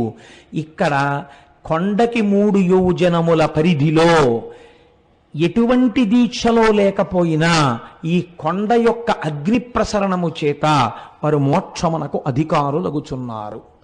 కాబట్టి వాళ్ళది చూసి తెల్లబోయి, ఇప్పటికిప్పుడు ఈ పుస్తకం ఎక్కడి నుంచి వచ్చిందంటే రమణులు అన్నారు, ఏమో ఎవరో వృద్ధులు తెచ్చి అక్కడ పెట్టారు, వారు మీలాగే స్నానం చేసి వస్తానని వెళ్ళారన్నారు. ఆ వృద్ధుడు తిరిగి రాలేదు. కానీ ఈ పద్యాన్ని చూసినటువంటి పెద్దలు మాత్రం రమణులు తెల్లటి గోచి పెట్టుకోవడం వెనకాతల పరమసత్యం ఉంది అని తిరిగి వెళ్ళిపోయారు. అలా నిరూపించినటువంటిది ఆ అరుణగిరికి ఉన్నటువంటి గొప్పతనాన్ని నిరూపించిన సంఘటన అక్కడ జరిగింది. మీరు అరుణాచల క్షేత్రంలో స్వామి దర్శనానికి వెడితే సాధారణంగా తూర్పు గోపురంలోంచి ప్రవేశిస్తాం. తూర్పు గోపురాన్ని శ్రీకృష్ణదేవరాయలు నిర్మాణం చేశారు. మనకి ఎక్కడికి వెళ్ళండి శ్రీకృష్ణదేవరాయల యొక్క ప్రమేయం లేనటువంటి క్షేత్రం ఉండదు. మీరు తెలిసి కానీ తెలియక కానీ వెడితే, మనకి నేను మొన్న గుంటూరు ప్రసంగాలకు వెళ్ళినప్పుడు వారు నన్ను ఒక క్షేత్రానికి తీసుకెళ్లారు. అది గుడికి అన్ని మూలలా సుబ్రహ్మణ్యుడు ఉన్నాడు. నేను చాలా ఆశ్చర్యపోయాను. కృష్ణదేవరాయల వారు అక్కడికి వచ్చి పూజ చేసి వెళ్ళిన తర్వాత ఆయనకి కొడుకు పుట్టాడు, భార్య గర్భిణి అయింది అని తెలిసి ఆయన క్షేత్రానికి గోపురాలు అవి కట్టారు. అలాగే ఆ మహానుభావుడు ఆయన తూర్పున గోపురాన్ని కట్టారు. దక్షిణ భారతదేశంలో ఉన్నటువంటి అన్ని దేవాలయాల గోపురాల కన్నా తలెత్తి చూసే గోపురాల్లో అదొకటి అని పెద్దలు చెప్తారు. అంత పెద్ద గోపురం కనపడుతుంటుంది. మీకు ఉత్తర దిక్కున ఒక గోపురం ఉంది. ఆ గోపురంలోకి ఒక్కసారైనా వెళ్ళి బయటికి రావాలి. ఉత్తర గోపురంలోకి అంటే సమయం లేక వెళ్ళలేకపోతే అది వేరే విషయం అనుకోండి. ఎప్పుడైనా ఉత్తర గోపురంలోకి ఎందుకు వెళ్ళి బయటికి వస్తారంటే, అమ్మణ్ణి అమ్మన్నను ఒక ఆవిడ ఉండేది అరుణాచలంలో. ఆవిడ సంకల్పం చేసింది ఒక రోజున. ఉత్తర దిక్కున అంత పెద్ద గోపురం ఉండేది కాదు అప్పటికి. ఆవిడ ఏమనుకుందంటే, ఈశ్వర, నేను ఐశ్వర్యవంతురాలను కాను, నేను ప్రతి ఇంటికి వెళ్ళి చందా అడుగుతాను, వచ్చినటువంటి డబ్బులతో గోపురం కడతానని ఆవిడ ప్రతి ఇంటి ముందుకి వెళ్ళి నిలబడితే ఇంట్లో ఎక్కడో బీరువా తాళం వేసి లోపల ఉన్న చెస్ట్లో ఎంత డబ్బు ఎన్ని డినామినేషన్స్లో ఉన్నాయో ఆవిడకి కనపడేది. ఆవిడ ఇంటి ముందు నిలబడి, ఉత్తర గోపురం కడదామనుకుంటున్నాను, మీ ఇంట్లో 12,346 రూపాయల 62 పైసలు ఉందిగా బీరువాలో, ఇన్ని 100 కాగితాలు ఉన్నాయిగా, ఇన్ని 50 కాగితాలు ఉన్నాయిగా, గుడి కట్టడానికి చందా ఇయ్యి అనేది. ఇంట్లోకి వెళ్ళి డబ్బులు ఎక్కడితే అంతా ఉండేది. ఇంట్లో ఎక్కడ దాచినా ఆవిడ చెప్పేది. అందుకని ఆవిడ వచ్చేటప్పటికే పట్టుకెళ్ళి చందా ఇచ్చేసేవాడు. అలా ఆ అమ్మణ్యమ్మన్ సంపాదించినటువంటి చందాల రూపంలో వచ్చినటువంటి సొమ్ముతో ఆవిడ పెద్ద గోపురం కట్టింది. ఆ గోపురాన్ని అమ్మణ్యమ్మన్ గోపురం అని పిలుస్తారు ఇప్పటికీ. మీకు బహుశా ఇలా ఎక్కడా ఉండదు, ఒక్క అరుణాచలంలో మాత్రం ఆ గోపురం ఉంటుంది. అది అమ్మవారి అనుగ్రహంతో అటువంటి స్థితి కలిగింది కాబట్టి తప్పకుండా ఉత్తర గోపురంలోంచి ఒకసారి బయటికి వెళ్ళి లోపలికి వస్తూ ఉంటారు. సరే, మీకు ఈ అరుణాచలం దేవాలయంలోకి ప్రవేశించగానే ఒక సుబ్రహ్మణ్యేశ్వర స్వామి వారి యొక్క దేవాలయం కనపడుతుంది. అందులో మనందరం వెళ్ళి దర్శనం చేసుకున్నాం కదండి, వెడుతూనే వెళ్ళాం. ఆ సుబ్రహ్మణ్యేశ్వర స్వామి వారి దేవాలయం ఒక చిత్రమైనటువంటి దేవాలయం. ఎందుచేత అంటే అరుణగిరినాథుడు అని ఒక మహాభక్తుడు ఒక ఆయన ఉండేవాడు తిరువణ్ణామలైలో. ఆ అరుణగిరినాథర్ ఒకానొకప్పుడు చాలా దోషభూయిష్టమైన జీవితాన్ని గడిపాడు అని ఆయన జీవిత చరిత్ర చెప్తోంది. ఎందుచేత అంటే తల్లిదండ్రులు చనిపోతూ అక్క చెల్లెలకు అప్పచెప్పారు, కానీ ఆవిడ ఎంత కష్టపడి పెంచినా ఈయన మాత్రం దోషభూయిష్టమైనటువంటి నడువడితో ఉండేవాడు.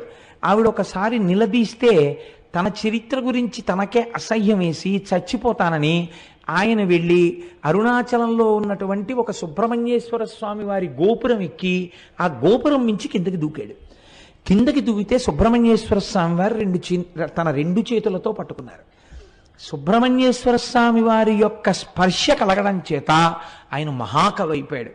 అరుణగిరినాథర్ అన్న పేరుతో సుబ్రహ్మణ్యుడి మీద ఎన్నో తమిళానికి సంబంధించినటువంటి పత్రికల్ని రచించాడు. అలా రచిస్తే ఆ దేశపు రాజు ప్రౌఢదేవరాయలు అని ఉండేవారు. ఆయన చాలా సంతోషించి తన ఆస్థానంలో ఒక జైనుడు ప్రధానంగా ఉండేవాడు కవిగా. ఆయన్ని సంబంధం అనబడే ఆయన్ని తీసేసి ఈయన్ని ఆస్థాన కవిగా తీసుకున్నాడు. ఈయన పరమభక్తుడై రోజు సుబ్రహ్మణ్యేశ్వర స్వామి వారి దర్శనం చేసి అర్చన చేస్తుండేవాడు. ఈ రాజు ఒక రోజున కోరిక కోరాడు, నాకు సుబ్రహ్మణ్య దర్శనం చేయిస్తావా అని. ఈయన అన్నారు, అరుణగిరినాథర్, సుబ్రహ్మణ్య దర్శనం చేయిస్తాను, కానీ ఆయన తేజస్సుని చూస్తే నీ కళ్ళు మాడిపోతాయి, చూడలేవు అన్నారు. మాడిపోయినా పర్వాలేదు, ఒక్కసారి నాకు ఆయన్ని చూడాలనుంది అన్నాడు. అయితే రా చూపిస్తానన్నారు. సుబ్రహ్మణ్యుడి దేవాలయంలోకి తీసుకెళ్ళి ప్రార్థన చేశారు. ఒక స్తంభంలోంచి సుబ్రహ్మణ్యేశ్వర స్వామి వారి యొక్క మూర్తి దర్శనమైంది. ఇప్పటికీ సుబ్రహ్మణ్యేశ్వర స్వామి ఉత్సవాలన్నీ అక్కడ దీపం పెట్టే ప్రారంభిస్తారు. అమ్మవారికి గాజులు తొడిగే ఉత్సవం కూడా ఆ స్తంభం దగ్గరే చేస్తారు. ఆ స్తంభంలోంచి స్వామి కనపడగానే ప్రౌఢదేవరాయలు చూశాడు, కానీ రెండు కళ్ళు మాడిపోయాయి. అప్పుడు మళ్ళీ అరుణగిరినాథర్ ప్రార్థన చేశాడు సుబ్రహ్మణ్యుణ్ణి, రాజుకి కళ్ళిమ్మని. మళ్ళీ ప్రౌఢదేవరాయల వారికి కళ్ళు వచ్చాయి. రాయలవారు ఈయన పట్ల ఎంతో ప్రేమ పెంచుకుని జీవితం గడుపుతున్నాడు. ఇది నచ్చలేదు సంబంధానికి. ఈయనకి పరకాయ ప్రవేశం అలవాటు ఉండేది అరుణగిరినాథర్కి. ఈయన ప్రతిరోజు వచ్చి రహస్యంగా ఒక మూల తన శరీరాన్ని వదిలిపెట్టి ఒక చిలుకలోకి ప్రవేశించి దూరంగా వెళ్ళి పారిజాత పుష్పాలు తెచ్చి సుబ్రహ్మణ్యేశ్వర స్వామికి ఆరాధన చేసేవారు. సంబంధంకి ఈ విషయం తెలిసింది, శరీరాన్ని విడిచిపెట్టి చిలుకలోకి దూరి వెడుతుంటాడు అని. ఒక రోజున ఈయన చిలుకలోకి వెళ్ళగానే ఈయన శరీరాన్ని కాల్చేశాడు. కాల్చేస్తే ఇంకా ఆయన చిలుక రూపంలో ఉండిపోయాడు. ఇప్పటికీ కిలిగోపురం అని పిలుస్తారు. చిలక రూపంలో ఉంటారు ఆ కిలిగోపురం మీద ఉండి. ఇప్పటికీ ఆయన సుబ్రహ్మణ్యేశ్వర స్వామి వారి మీద పాటలు పాడతారు అని జగత్ప్రసిద్ధి. కాబట్టి అరుణాచలం ఒక గొప్ప సుబ్రహ్మణ్య క్షేత్రం. రమణ మహర్షి కూడా సుబ్రహ్మణ్యేశ్వర స్వామి వారి అవతారమే అని పెద్దలు భావన చేస్తారు. కాబట్టి మనం అటువంటి క్షేత్రాన్ని చూసి కుడివైపుకి వెడితే పాతాళలింగము అని ఒక లింగం ఉంటుంది. అక్కడ మెట్లు దిగి లోపలికి వెడితే, ఇప్పుడు రమణుల యొక్క సమయంలో ఆయన శిష్యురాలు ఒక ఆవిడ ₹1,00,000 పెట్టి ఆ ఆలయాన్ని మళ్ళీ పునర్నిర్మాణం చేశారు. అక్కడ ఒక యోగి యొక్క సమాధి ఉన్నది. ఆ సమాధి మీదనే పాతాళలింగం ఉంటుంది. దాని వెనకాతల ఒకప్పుడు జనసంచారం ఉండేది కాదుట. అక్కడ కూర్చుని రమణ మహర్షి తపస్సు చేస్తుంటే ఆయన తొడల కింద తేళ్లు జెర్రిలు చేరి కొరికేస్తే నెత్తురు కారిపోయి అట్టలు కట్టేసింది. అప్పుడే శేషాద్రి స్వామి వారు, ఇందులో ఒక బ్రాహ్మణ స్వామి ఉన్నాడు, పైకి తీసుకురమ్మని తీసుకుని వస్తే వాహనశాల వెనకాతల కూర్చుని ఆయన మళ్ళీ తపస్సు చేశారు. తర్వాత ఆ క్షేత్రమునకు సంబంధించిన వృక్షం ఆలయానికి మీరు కొంచెం దక్షిణంగా వెడితే కనపడుతుంది, ఇప్ప చెట్టు. ఆ ఇప్ప చెట్టు కింద కూర్చుని కొన్నాళ్ళు తపస్సు చేశారు. కాబట్టి అటువంటి పరమపావనమైనటువంటి క్షేత్రము, అటువంటి పరమపావనమైన పాతాళ శివలింగం ఉన్నటువంటి గుడి. ఇది దాటగానే మీకు ఒక పెద్ద నంది కనపడుతుంది. అది మొదటి నంది అంటారు. ఆ నందిని చూసే మనం అందరం మొదటే పరవశించిపోయింది. ఆ మొదటి నందిని దాటి మీరు ప్రాకారంలోకి వెళ్ళినట్టయితే ఎదురుకుండా అరుణాచలేశ్వరుడు యొక్క దేవాలయం కనపడుతుంది. మూడో ప్రాకారం దాటగానే అరుణాచలేశ్వరుడు యొక్క శివలింగము చాలా పెద్ద శివలింగముగానే ఉంటుంది. చిత్రం ఏమిటంటే, రమణులకు చాలా భక్తులైనటువంటి వారు కొంతమంది అరుణాచలేశ్వర దర్శనం చేసుకోవడానికి గుళ్ళోకి వెళ్ళినప్పుడు శివలింగము యొక్క స్థానములో గొంతుకు కూర్చున్నటువంటి రమణుల యొక్క దర్శనమైంది చాలామందికి. ఆయనకి అభేదమైనటువంటి స్థితిని చేరుకున్నారు. కాబట్టి అటువంటి అరుణగిరీశ్వరుడు, అయ్యవారికి ఇటువే పక్కన అపీత కుచాంబ అన్న పేరుతో పార్వతీదేవి ఉంటుంది. సుబ్రహ్మణ్యేశ్వర స్వామి వారికి పాలివ్వడం కూడా మానేసి ఒకానొకనాడు కైలాస పర్వతం మీద కూర్చున్నటువంటి పరమశివుడి యొక్క కన్నులు వెనక నుంచొచ్చి పరిహాసానికి మూసిన కారణం చేత లోకమంతా చీకటి అలుముకుంటే, ఎదరా రాక్షస సంహారం అవన్నీ వస్తాయి, అప్పుడు దాన్ని వివరాలు పూర్తిగా విందురుగాని, లోకమంతా చీకటి అలుముకుంటే తద్దోష పరిహారార్థమని అమ్మవారు తపస్సు చేసి పచ్చయ్యమ్మన్న పేరుతో ఆ అరుణగిరి యందు వెలసి ఈశాన్యలింగానికి వెళ్ళేటప్పుడు బస్ స్టాండ్కి వచ్చే రెండో వైపు రోడ్లోకి వస్తున్నప్పుడు పచ్చయ్యమ్మన్ గుడి కనబడుతుంది. అక్కడ అమ్మవారు లక్ష్మీదేవితో సరస్వతీదేవితో ఇంద్రాణితో ఇతరులతో కలిసి ప్రదక్షిణం చేస్తున్నప్పుడు పశ్చిమ దిక్కుకి వచ్చేసరికి పరమశివుడు తన వామార్ధ భాగములోనికి అమ్మవారిని సుబ్రహ్మణ్యుడికి పాలివ్వడం కూడా మాని నా కోసమని వచ్చిన దానివి కాబట్టి నిన్ను అపిత కుచాంబ అని పిలుస్తున్నాను అని ఆ పేరుతో అమ్మవారిని తన శరీరార్థ భాగమునందు స్వీకరించాడు. కాబట్టి అమ్మవారు ఆ పేరుతో అర్చన చేయబడుతుంటుంది. అక్కడ చిత్రం ఏమిటో తెలుసా అండి? కావ్యకంఠ గణపతి ముని ఉమాసహస్రం చెయ్యాలనుకున్నారు. ఉమాసహస్ర రచనకి ముందు ఆయన మొట్టమొదట అరుణాచల ప్రవేశం జరగగానే ఆయనతో వచ్చినటువంటి తమ్ముడు ఒకడున్నాడు. వాడు అన్నయ్యని పట్టుకుని పీక్కు తినేశాడు. రే అన్నయ్య ఆకలేసేస్తోంది, అన్నయ్య ఆకలేసేస్తోంది అని. ఆ రోజు ఏకాదశి తిథి. ఆయన అమ్మవారి గుడికి వెళ్ళారు. కావ్యకంఠ గణపతి ముని అపీత కుచాంబ అమ్మవారి మూర్తి ముందు నిలబడగానే అమ్మవారికి అలంకారం చేయబడినటువంటి పూలన్నీ జల జల జల జల కిందకి రాలిపోయాయి. అమ్మవారి అనుగ్రహం ఏదో నాకు కలిగింది, ఇక్కడే నేను ఏదో మహత్తరమైనటువంటి విషయం నా చేత అమ్మ చేయించబోతోంది అని గణపతి ముని అనుకున్నారు. అప్పటికి వారికి తెలియదు ఏం చెయ్యబోతున్నారు. ఆ తరువాతనే వారు అరుణాచలం గుడిని దర్శనం చేసుకుని బయటికి వెడితే చీకటి పడిపోయింది. అప్పుడు గణపతి నవరాత్రులు జరుగుతున్నాయి. ఏకాదశి తిథి. ఆయన బ్రాహ్మణ వీధిలోకి వెళ్ళి, అమ్మా తమ్ముడు ఆకలితో ఉన్నాడు, ఏ ఇంటిలోనైనా ఇంత అన్నం పెట్టండి అమ్మా ఆకలేస్తోందని అడిగితే ఏ ఇంటిలోనూ అన్నం లేదు. ఆఖరికి పోని సద్దన్నం ఉన్నా పెట్టండి అమ్మా అని అడిగారు. ఆయన సద్దన్నం కూడా లేదు అన్నారు. ఇదేమిటి ఇలా తయారైంది అనుకుంటూ ఆయన బాధతో నడుస్తున్నారు, ఏదో శ్లోకం పైకి చదువుకుంటూ. అరుగు మీద పడుకున్నటువంటి ఒక వృద్ధ బ్రాహ్మణుడు లేచి, ఆగు, మా ఆవిడికి ఒక విచిత్రమైన అలవాటు ఉంది. అందరూ ఏకాదశి నాడు ఉపవాసం చేసి ద్వాదశి నాడు పారణ చేస్తే మా ఆవిడ ఏకాదశి నాడు రాత్రి బ్రాహ్మణులకు భోజనం పెట్టుకుని తింటుంది. కాబట్టి బ్రాహ్మణులు దొరక్క చూస్తున్నాను, రా మా ఆవిడ నీకు భోజనం పెడుతుందని లోపలికి తీసుకెళ్లారు.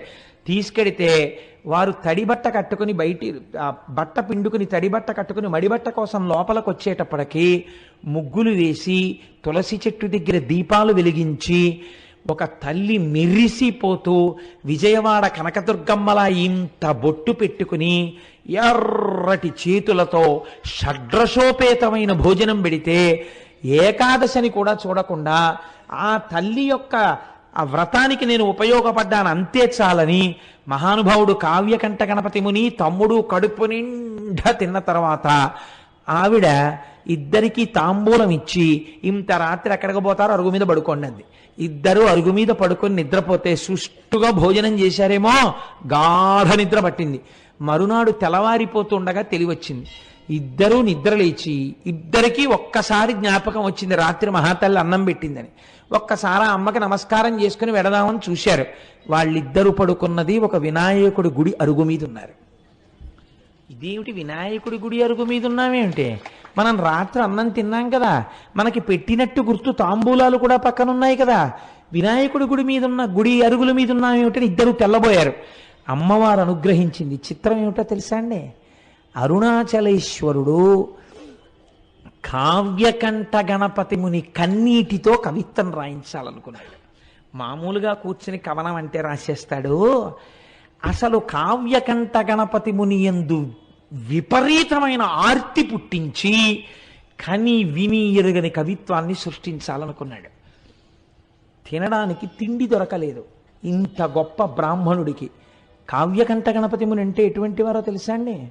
ఆయన ఒక వేద పాఠశాలలో పనిచేస్తుంటే 10 రోజులలో తమిళం నేర్చుకుని తమిళం మాట్లాడితే మీకు ఉద్యోగం ఇస్తామన్నారు. ఆయన అన్నారు 15 రోజులు టైం ఇచ్చారు. 15 రోజులు అక్కర్లేదు, 10 రోజులలో తమిళంలో మాట్లాడతాను, తమిళంలో రాస్తాను, తమిళంలో చెప్తాను అన్నారు. 10 రోజులైన తర్వాత ఆయన మాట్లాడిన తమిళానికి, ఆయన రాసిన తమిళానికి ప్రధానోపాధ్యాయులు ఆశ్చర్యపోయారు. ఇలాంటి తమిళం మనకి ఎవరికీ రాదని. అంతటి మహాపండితుడు ఆయన. ఒకసారి చెన్నైలో కూర్చుని సంస్కృతంలో ప్రసంగాలు చేస్తుంటే కాలేజీ స్టూడెంట్స్ వచ్చి పరిహాసం చేశారు. ఈ వెర్రి బ్రాహ్మడికి ఏం తెలుసు, సంస్కృతంలో మాట్లాడతాడు, షేక్స్పియర్ డ్రామాస్ ఎలా ఉంటాయో ఈయనకి ఏం తెలుసు, మ్యాక్బత్ నాటకం ఈయన ఎలా ఉంటుందో అని. అంటే ఆయన అన్నారు, ఈ మాటలు చెప్పిన పిల్లవాడిని వేదిక మీదకి పిలుస్తున్నానన్నారు. వచ్చి కూర్చో, మ్యాక్బత్ నాటకం చాలా గొప్పదంటున్నావు కదా, షేక్స్పియర్ ఎంత అందమైన ఇంగ్లీష్లో చెప్పాడని నువ్వు అనుకుంటున్నావో ఆ పొయిట్రీ నువ్వు చదువు. ఈయనకు వచ్చా అంత ఇంగ్లీషు, నువ్వు చదువు. అంతకన్నా అందమైన సంస్కృతంలో అది మాట్లాడుతున్నప్పుడు వినేవాళ్ళకి అర్థం కాకపోయినా ఎంత అందంగా ఉంటుందని నువ్వు అంటున్నావో అంతకన్నా అందంగా నేను అదే భావాన్ని సంస్కృతంలో మ్యాక్బత్ నాటకాన్ని చెప్తానన్నారు. తెల్లబోయారు వాళ్ళు. ఎలా చెప్తారీనా అని. ఆ పిల్లవాడు వచ్చి వేదిక మీద కూర్చుని మ్యాక్బత్ నాటకాన్ని ఇంగ్లీష్లో చెప్పాడు. ఇంగ్లీష్లో ఆయన చెప్తుంటే యథాతథంగా అలా వినేసి ఒక చాప్టర్ అయిపోయిన తర్వాత ఆయనకి ఎలా అర్థమయ్యేదో సరస్వతీ కటాక్షం, సంస్కృత భాషలో మ్యాక్బత్ చెప్తుంటే ఆంగ్ల పండితులు కూడా తెల్లబోయారు. అయ్య బాబోయ్, సంస్కృతంలో మ్యాక్బత్ ఇంత అందంగా ఉంటుందా అని. అది కావ్యకంఠ గణపతి అంటే. ఆయన సామాన్యుడు కాడు, సాక్షాత్ వారణాసిలో డుంఠి గణపతి అనుగ్రహం చేత పుట్టినవాడు. వారి చేత అద్భుతమైన కవిత్వం చెప్పించాలనుకున్నారు అరుణాచలేశ్వరుడు. ఎక్కడికి వెళ్ళినా అన్నం పుట్టలేదు. ఆఖరికి ఇళ్ళకెళ్ళి వారాలు అడిగారు. పోని వారానికి ఒక్కరోజు మీ ఇంటికి వస్తాం, భోజనం పెడతారా అని. వారానికి 4 రోజులు దొరికాయి. అది కూడా రోజు విడిచి రోజు రాత్రిళ్ళు భోజనం దొరకలేదు. తమ్ముడు ఆకలో ఆకలో అని ఏడుపు. అరటిపళ్ళు కొనుక్కోరా అని డబ్బివ్వడానికి కానీ లేదు ఆయన దగ్గరే. ఇంత బాధలో ఉంటూ ఆకలి కడుపు మండిపోతుంటే ఈ బాధతో నేను ఎవరినడగనయ్యా, అన్నం లోకానికి అన్నం పెట్టే అన్నపూర్ణ భర్త, ఎందుకు ఇలా బాధ పెడుతున్నావు, నా కడుపుకి అన్నం పెట్టవా అని రోజు ఓ శ్లోకం రాసేవారు ఆయన. రాసి అరుణాచలేశ్వరుడి దేవాలయం ముందు నించుని గట్టిగా శ్లోకం చెప్పేవారు. ఆ శ్లోకం ఎంత గొప్పగా ఉంటుందో వినడానికి తిరువన్నామలైలో ఉన్న సంస్కృత పండితులందరూ వచ్చి కూర్చుని వినేవారు. విని అబ్బాయి ఎలా చెప్తున్నాడు రా ఇలాంటి కవిత్వం అనేవారు. చిత్రం ఏమిటో తెలుసా అండి, ఎవ్వరూ ఈ పూట మా ఇంటికి భోజనానికి రమ్మని పిలిచేవారు కాదు. ఉత్తరీయాలు దులుపుకుని వెళ్ళిపోయేవారు. ఈశ్వరాజ్ఞ. వాళ్ళకి అటువంటి మనసు లేక కాదు, అలాంటి మనసు పుట్టకుండా చేశాడు శంకరుడు. అలా తప్పిస్తే తప్ప అటువంటి కవిత్వం రాదని హరస్తుతి అని పేరు పెట్టారు ఆయన. పెట్టి శరన్నవరాత్రులు అయ్యాక మొదలుపెట్టారు. కార్తీక మాసంలో కృత్తికా దీపోత్సవానికి ఒక వారం రోజుల ముందు దాన్ని ఆపారు. చిట్ట చివరి రోజున ఆయన అన్నారు, ఈశ్వర, రేపటి రోజున ఇన్నాళ్లుగా నేను చెప్పిన కవిత్వపు ఆఖరి శ్లోకంతో నీకు చెప్తాను. అన్నం పుట్టిందా? పుట్టింది. పుట్టకపోతే నన్ను ఇలా ఉంచాలని నువ్వు అనుకుంటున్నానని కళ్ళంబట నీళ్లు వరదలై కారుతుండగా ఏడుస్తూ ఆ శ్లోకాలు చెప్పారు. అవి వినడానికి భగవాన్ రమణులు కూడా ఆ రోజు దేవాలయానికి వచ్చి కూర్చుని విన్నారు. తెలుసా అండి? ఎప్పుడు ఎక్కడా నిలబడనటువంటి వారు తాను బ్రహ్మజ్ఞానినని తెలిసిపోతుందని ఒక పిచ్చివాళ్ళ తిరిగే శేషాద్రి స్వామి గుళ్ళోకి వచ్చి కూర్చుని అరుగెక్కి కూర్చుని విన్నారు ఆ రోజున ఆ కవిత్వాన్ని. ఇటువంటి బ్రహ్మజ్ఞానులు శ్రోతలై ఉండగా కన్నులంబట నీరు కారిపోతూ ఆ హరవిలాసాన్ని ఆయన శ్లోకాలన్నింటినీ చెప్పారు. చెప్పి ఏడిస్తే ఆఖరి శ్లోకం అయిపోగానే ఊళ్ళో ఉన్న పెద్దలందరూ వచ్చి ఆయన కాళ్ళ మీద పడిపోయారు. పడిపోయి, మహానుభావ, మీరు మా ఊరు విడిచిపెట్టి వెళ్ళడానికి వీల్లేదు, మా ఊళ్ళో ఉన్న సంస్కృత పాఠశాలలో మీకు అధ్యాపక వృత్తిని ఇస్తున్నాం, మీరు హాయిగా ఇక్కడుండి గొప్ప జీతం ఇస్తాం, మీరు వంట చేసుకోకండి, మా ఇంటికి రండి అంటే మా ఇంటికి రండి అని వీళ్ళకి పిలిచి భోజనాలు పెట్టేవారు. ఇటువంటి కవిత్వం మళ్ళీ రాదు, ఇటువంటి మహాపురుషుడు పుట్టడనేమో. ఈశ్వరుడు అక్కడ అరుణాచలేశ్వరుడు ఆయన చేత ఇది రచింపచేశాడు. 2, అదే కావ్యకంఠ గణపతి ముని మామిడి గుహ అని ఒక గుహ ఉంది. ఆ గుహలో కూర్చుని ఉమాసహస్రం రాస్తున్నారు. ఉమాసహస్రం రాస్తున్నప్పుడు ఆయన ప్రతిజ్ఞ చేశారు, ఇన్ని రోజులలో నేను ఇది పూర్తి చేసేస్తాను అని. ఇంకొక 2-3 రోజుల్లో పూర్తి చెయ్యాలి, 1000 శ్లోకాలు పూర్తి చెయ్యాలి. ఈలోగా వేలు మీద గోరు చుట్టు పుట్టింది. ఎంత బాధ, ఎంత నొప్పి అంటే పెన్ను కూడా ఇలా పట్టుకోలేని స్థితి వచ్చింది. ఆ రోజు రాత్రి పడుకున్నారు. నాకు జ్ఞాపకం ఉన్నంత వరకు నేను ఎప్పుడో చదివాను నాయన పుస్తకాన్ని. ఆ పుణ్యకోటి అనుకుంటాను ఆ వైద్యుడి పేరు. ఆ పుణ్యకోటి అనబడేటటువంటి వైద్యుడి కలలోకి పరమశివుడు వెళ్ళాడు. ఓరి నువ్వు పడుకోవడం కాదు, నీ పేరుకు తగిన వాడవు కా. అదిగో అక్కడ అరుణాచలంలో చూత గుహలో ఒక మహానుభావుడు ఉమాసహస్రం రచిద్దామని కూర్చున్నాడు. వేలు మీద గోరు చుట్టు పుట్టింది, శస్త్రచికిత్స చేసి ఆయనకి స్వస్థత కలిగించని చెప్పాడు. వెతుక్కుంటూ డాక్టర్ గారు ఆపరేషన్ ఎక్విప్మెంట్ అంతా పట్టుకుని కొండెక్కాడు. ఎక్కితే అక్కడ కావ్యకంఠ గణపతి ముని కనపడ్డారు గోరు చుట్టుతో. ఆ గోరు చుట్టు ఆపరేట్ చేశారు. ఇవాళ రాత్రి 12 గంటలకి పూర్తవ్వాలి ఉమాసహస్రం. రాత్రి 9 ఎంతో అయింది. భగవాన్ రమణులు వచ్చి గుహలో ఒక అరుగు మీద పడుకున్నారు. మొదలు పెడితే కవనం వెళ్ళిందండి ఆయనకి 1000 శ్లోకాల ఉమాసహస్రం.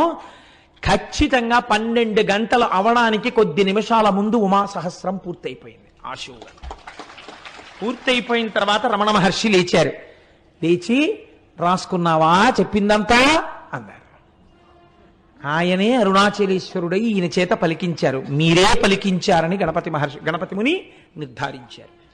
అటువంటి అద్భుతమైన సంఘటనలకు ఆలవాలము అరుణాచలము. మనం ఇవాళ చదువుకుంటున్నటువంటి వాటిల్లో చాలా భాగాలు అరుణాచలేశ్వరుడు, అపీత కుచాంబ వాళ్ళిద్దరి అనుగ్రహంగా వెలగించబడ్డవే. ఆ సుబ్రహ్మణ్యేశ్వర స్వామి వారి యొక్క అనుగ్రహంగా వెలగించబడ్డవే.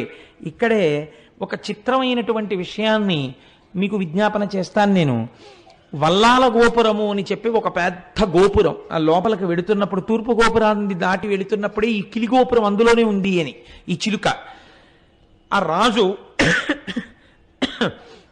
ఈ వల్లాల రాజు గారికి మల్లమాదేవి, సల్లమాదేవి అని 2 భార్యలు. వీళ్ళ పేర్లు మారే. కొన్ని పుస్తకాల్లో ఈవిడ పేరుని ఇంకొక పేర్లు కూడా వాడారు. కానీ పేరుతో నిమిత్తం ఏముంది? మనకి కావలసినది విషయము యథార్థమైనది కావాలి. ఎక్కడ చెప్పిన వృత్తాంతం మాత్రం ఇదే చెప్పారు. ఈయనకి బిడ్డలు లేరు, బిడ్డలు కావాలని పరితపిస్తున్నాడు. అరుణాచలేశ్వరుణ్ణి సేవిస్తున్నాడు. అరుణాచలాన్ని తిరువణ్ణామలైని రాజధానిగా చేసుకుని పరిపాలన చేస్తున్నాడు. అటువంటి సమయంలో ఒకరోజు కైలాసం నుంచి పరమశివుడు తన ప్రమదగణాలన్నింటితో కలిసి వచ్చాడు. అందరూ జంగమ వేషాలు వేసుకున్నారు.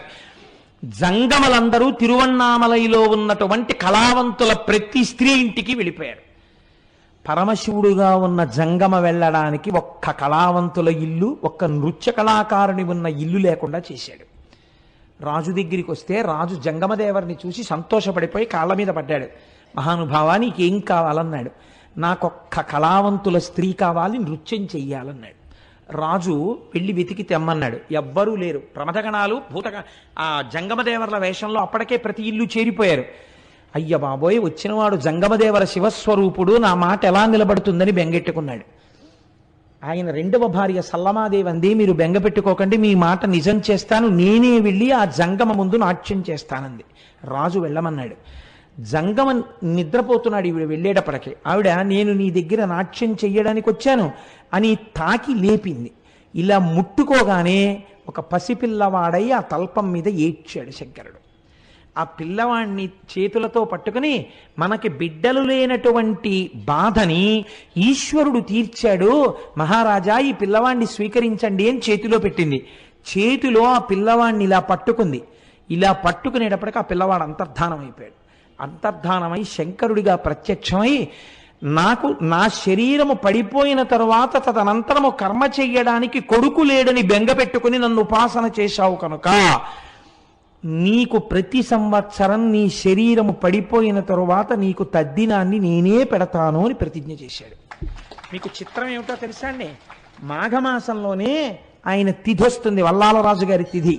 వచ్చిన రోజు తెల్లవారుజామునే గుడి తలుపులు తెరిచి అర్చకులు వెళ్ళి చెప్తారు, ఇవాళ మీ తండ్రి గారైనటువంటి వల్లాలరాజు గారు శరీరాన్ని విడిచిపెట్టినటువంటి తిథి. ఆయన కుమారుడవైన అరుణాచలేశ్వర నీవివాళ తద్దినం పెట్టాలి అని చెప్తారు. చెప్పి స్వామివారు అమ్మవారు పల్లకి ఎక్కి తద్దినం పెట్టడం కోసమని పల్లికొండ పట్టు అనబడేటటువంటి ఆయన శరీరం అంత్యేష్టి జరిగినటువంటి ప్రదేశానికి పల్లకి వెడుతుంది. వెళ్ళి పీటల మీద అరుణాచలేశ్వరుడు అపీత కుచాంబ కూర్చుని తద్దిన కార్యాన్నంతటినీ వీళ్లే పెడతారు. వీళ్లే పెట్టి స్నానం చేసి మళ్ళీ గుళ్ళోకి ప్రవేశించొచ్చి కూర్చుంటాడు. ఇప్పటికిట 600 సంవత్సరాలైందిట. 600 సంవత్సరాలుగా వల్లాల మహారాజు గారికి తద్దినం అరుణాచలేశ్వరుడే పెడుతున్నాడు. ఎంతటి కారుణ్యమూర్తో చూడండి. ఎక్కడైనా విన్నామా మనం ఇటువంటి సంఘటన? ఇది అరుణాచలం అంటే. అరుణాచలం వెళ్ళి అడగని వాడిది పాపం తప్ప, అరుణాచలం వెళ్ళినటువంటి వాడికి, అరుణాచలం వెళ్ళి ప్రార్థించిన వాడికి ఇక్కడండి చాలా మంది సిద్ధ పురుషులు ఈ కొండల్లో తపస్సు చేస్తూ ఉంటారు. వాళ్ళు ఒక్కొక్కసారి రాత్రి వేళ కొండ దిగుతారు అన్నారు. నేను లోపల అనుకున్నాను, నిజంగా అలా సిద్ధ పురుషులు వస్తూ ఉంటారా అనుకున్నాను. ఒక ఆయన అప్పుడే అంత డొంకల్లోంచి వస్తున్నారు. వస్తుంటే ఈయన గభాలను ఆపి వస్తున్నారా అని ఆయనతో ఏదో మాట్లాడారు. నేను తెల్లబోయిన సన్నివేశం మీకు చెప్తున్నాను. గోళ్ళు ఇలా తిరిగిపోయి ఉన్నాయి. అంటే ఎన్నేళ్ల నుంచి జరుగుతోందో ఆ తపస్సు అయింది. ఆయన బహుశా మాకు దర్శనం ఇవ్వడానికే కిందకొచ్చి ఉండి ఉండవచ్చు. మీకు నేను ఒక పరమ సత్యాన్ని ఇవాళ చెప్తున్నాను, మీరు నన్ను నమ్మండి, నేను అబద్ధం చెప్పట్లేదు. ఆయన నన్ను అడిగారు, పక్కకి తీసుకెళ్లి గిరి ప్రదక్షిణం చేస్తుంటే మీకు రమణులు అంటే ఎందుకు ఇంత ఇష్టం అని అడిగారు. అడిగితే ఏదో పుస్తకాల్లో చదువుకున్న 4 మాటలు తప్ప నాకేం తెలుసు కనుక ఆ రమణులు అంతటి వారండి, రమణులు ఇంతటి వారండి, నేను చదువుకున్నవేవో చెప్పా. ఆయన అన్నారు, మీరు చెప్పినట్టు రమణుడు గొప్పవాడు కాడు. రమణుడు దొంగ, రమణుడు స్వార్థపరుడు. లేకపోతే రమణుడి కోసం కొన్ని వేల మంది వచ్చారు అరుణాచలం. ఎవరికి ఇచ్చాడు మోక్షం? వాళ్ళ అమ్మగారికి ఇచ్చాడు. వాళ్ళ అమ్మగారికి మోక్షం ఇవ్వడం గొప్ప, స్వార్థం కాదా అంటే నేనన్నాను, లేదండి ఆయనతో పాటే ఉన్న ఇంకొక ఆయనకు కూడా ఇవ్వబోయారు, ఆయన జీవుడేమో జారిపోయాడు, ఇవ్వలేకపోయారు అన్నాను. అంటే ఆయన అన్నారు, అది కాదు, రమణులు వాళ్ళ తల్లి గారికి మోక్షం ఇవ్వడాన్ని మీరు సమర్థించడానికి మీకు ఏమన్నా ఆధారం ఉందా అన్నారు నా దగ్గర. ఏమిట్రా ఇంత భక్తితో మనం వస్తే ఈయన ఇంత గడ్డు ప్రశ్న వేశాడు, ఈ కోణంలో నేను అసలు ఎప్పుడూ ఆలోచన చేయలేదు, ఏంటి ఇలా అడిగారు చిత్రంగాను అని నేను చాలా ప్రయత్నం చేద్దాం అనుకున్నాను. కానీ నాకే నచ్చలేదు ఎలా సమర్థించాలో. అలా కాసేపు నడిచాం, ఒక 10 నిమిషాలు మౌనంగా. ఆయన అన్నారు, చూశారా మీకు దొరకలేదు కారణం, అమ్మకి ఎందుకు మోక్షం ఇచ్చారో మీకు తెలియలేదే అన్నారు. అంటే ఏవో మీరు చెప్తున్న కోణంలో మాత్రం నాకు తగిన సమాధానం దొరకట్లేదు అన్నాను.